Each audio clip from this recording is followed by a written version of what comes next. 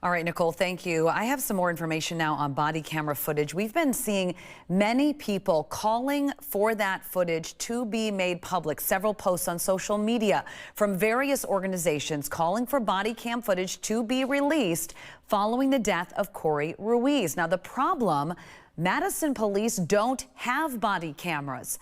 Today, Madison Mayor Satya Rhodes-Conway said they will be part of her latest executive budget. That has not been made public yet, but she expects it to come out sometime in October. And she has confidence the council will pass it this time. Because when we look back at the history on this issue, Madison Police have pushed for years to get funding for body-worn cameras. However, funding from the city has not been approved. Back in 2024, the department was part of a 90-day pilot program for officers on Madison's north side. That pilot program ended in July of 24, and officers did have dash cameras. They do on the squad cars. That footage was turned over to the Wisconsin Department of Justice Division of Criminal Investigation. They are the ones who are leading this investigation. Mackenzie. All right, Lee, thank you for that breakdown. Now, following the shooting, we looked into what the policy is for Madison police officers when using force. Now, according to MPD's standard operating procedure manual, using deadly force is a last resort. It should only be used when all other options like tasers, batons, or pepper spray would not be effective. Now, the first reason an officer would use deadly force is, quote, to protect another person or persons from what is reasonably believed to be an imminent threat or death or great bodily harm. The next, which could be very important in this specific shooting, to protect the officer from what is reasonably believed to be an imminent threat of death or great bodily harm. And lastly, to prevent the escape of a fleeing subject that could be potential of bodily harm to officers or others. Now, Madison leaders spent the last 2 hours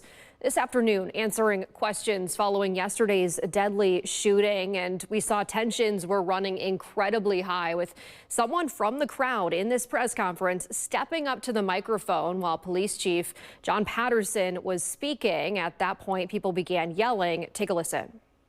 You swell up with the what they did in front of the police. You gonna do what they want you to do, idiot.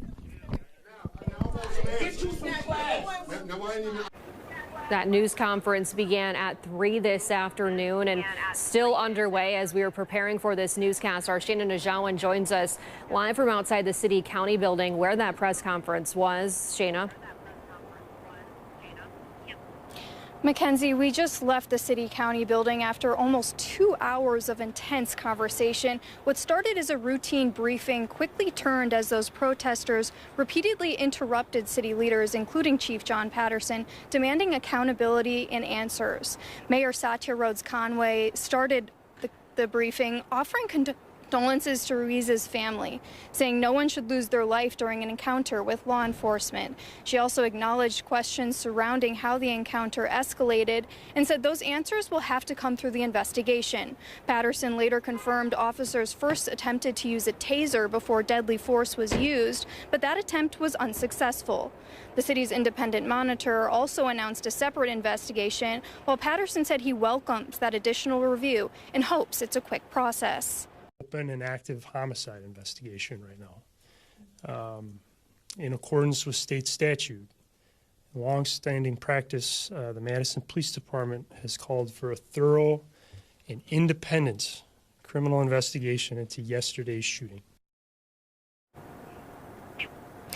The mayor encouraged people to protest, but to protest peacefully, including attending tonight's vigil honoring Ruiz. She also asked people to let the investigation play out. For now, reporting live in Madison, Shana Najawan, WMTV 15 News.